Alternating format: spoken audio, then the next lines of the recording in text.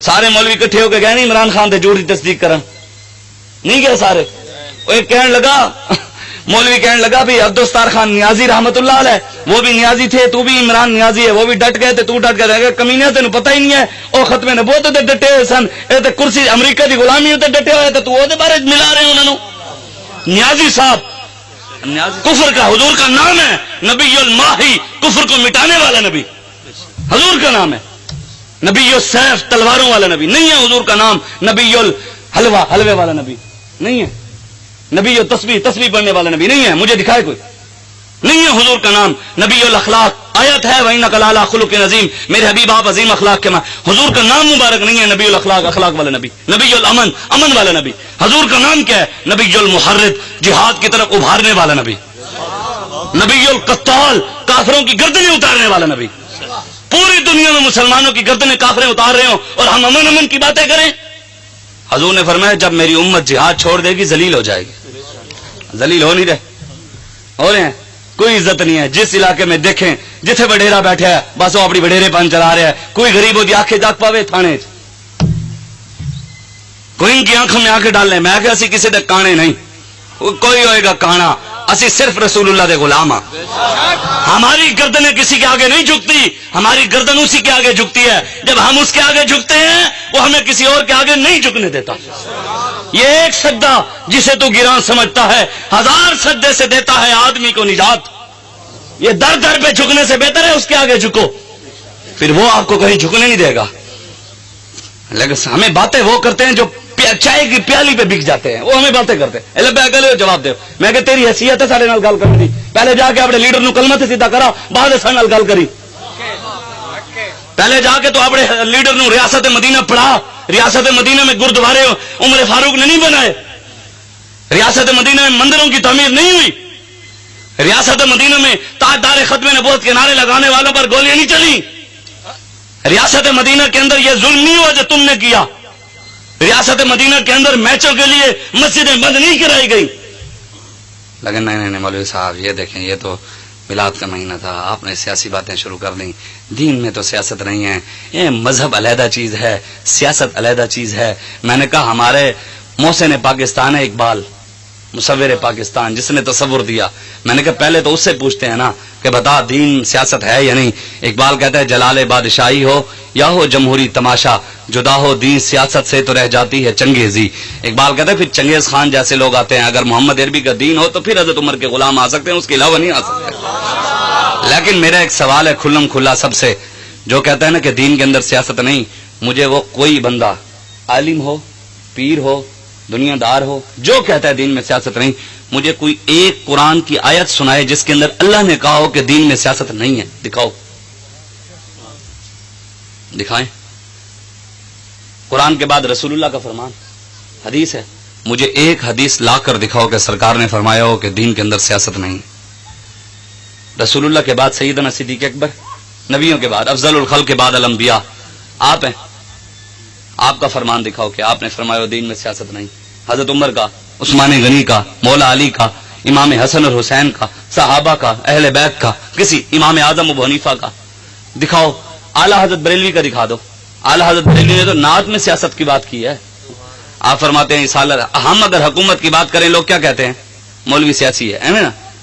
حکومت کی بات کرنے کو لوگ کیا کہتے ہیں یہ سیاست کر رہا ہے.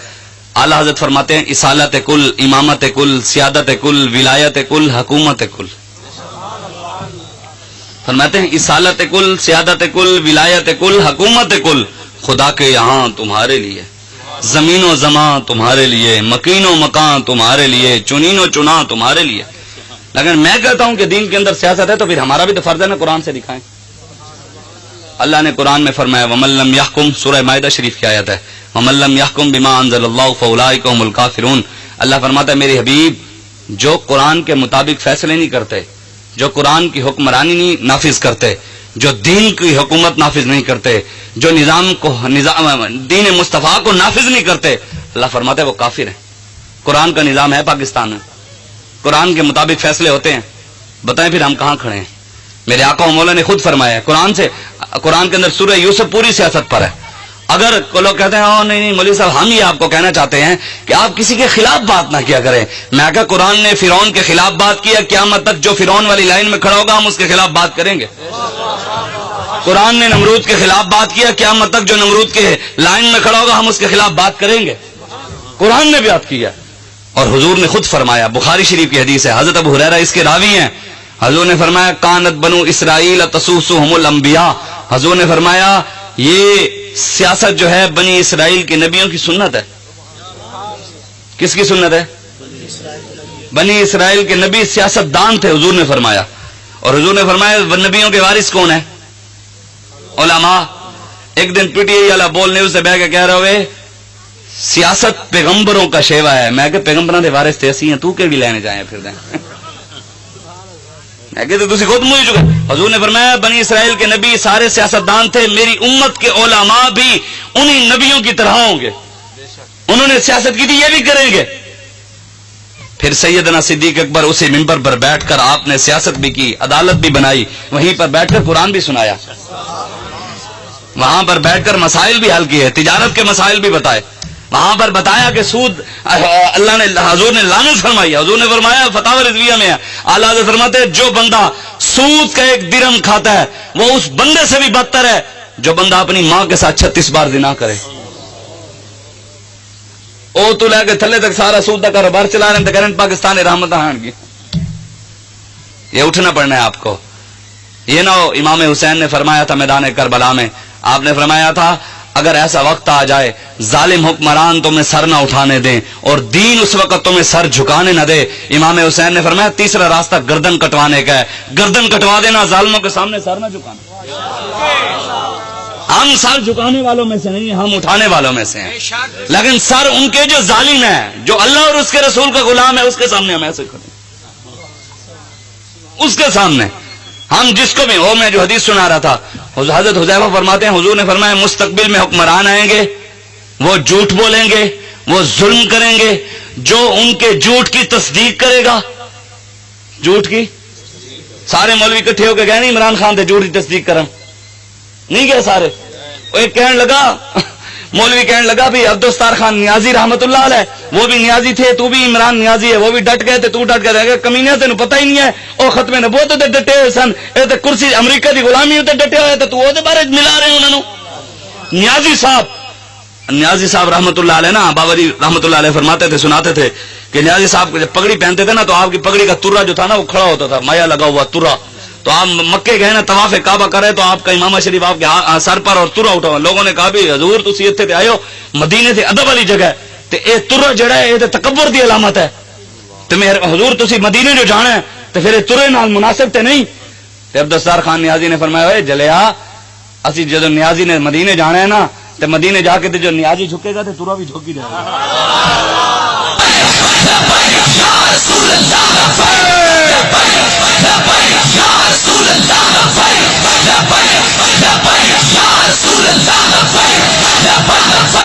عبدالستار خان نیازی رحمت اللہ علیہ کو نا ایک پولیس والے نے نا, آپ کو پتا ہے ان کو اکڑ تو بڑی ہوتی ہے, ہاتھ باندھ کے نا انہیں, کہا مولوی میں سنیا ساری زندگی تو تحریکیں چلاتا رہا ہے.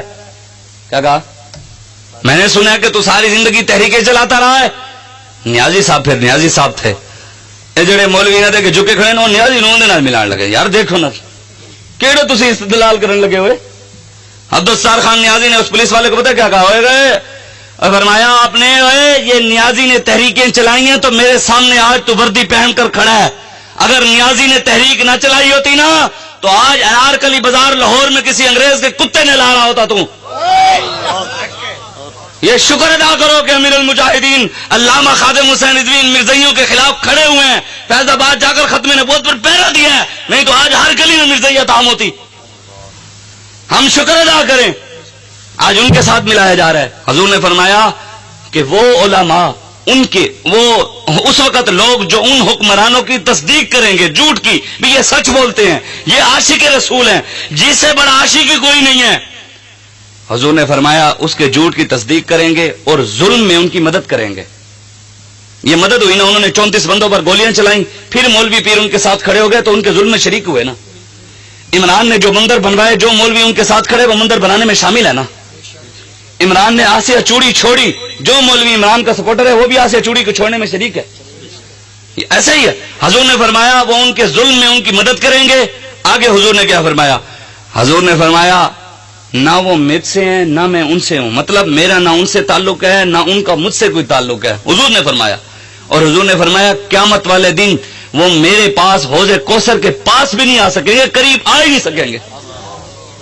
वो लोग जो हुक्मरानों के झूठ की तस्दीक करते हैं, जो उनके जुल्म में मदद करते हैं, वो जालिम नहीं, हुक्मरान नहीं, जो उनके साथ खड़े होते हैं, हुजूर ने फरमाया क़यामत वाले दिन उनको हौज़े कौसर से रद्द किया जाएगा, धुतकार दिया जाएगा।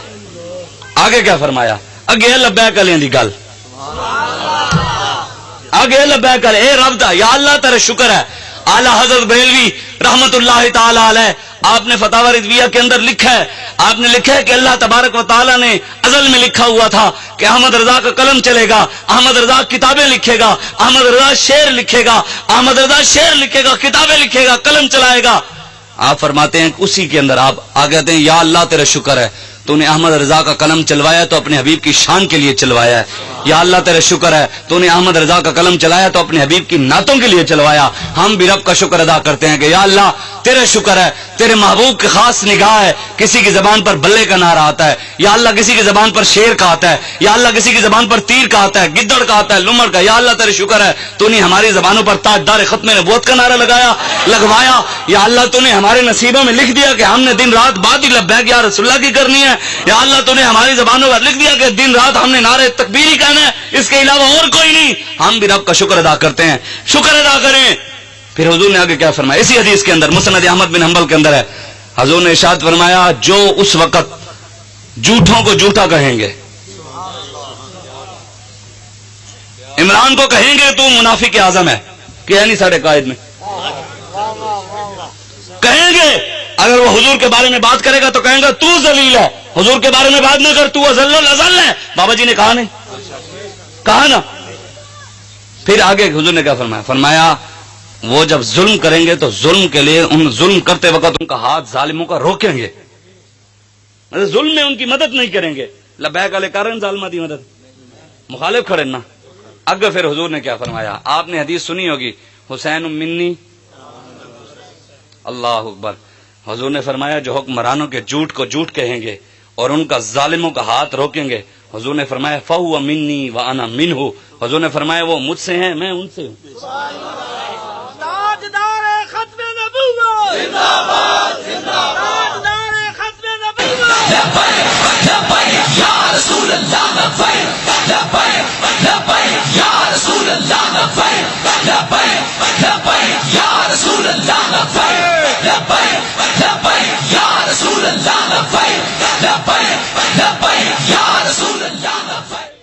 हुजूर ने फरमाया क़यामत वाले दिन वो हौज़े कौसर में मेरे हौज़े कौसर पर मेरे साथ होंगे। हौज़े कौसर पर तो वो होंगे जो जालिमों का हाथ रोकेंगे, जो झूठों का झूठा कहेंगे। अल्लाह या अल्लाह तेरे शुक्र है तूने हमें अमीरुल मुजाहिदीन जैसी नेमत से नवाजा कि उन्होंने हमें सीधा रास्ता बता दिया, उन्होंने हमें गुंबद खजरा वाली लाइन में लगा दिया कि वो उस रास्ते की तरफ मंजिल पर नजर रखनी है, उधर तक पहुंचना है बस। उसके अलावा न दाएं देखना है न बाएं देखना है, हमारी ना निगाह इधर है न उधर है।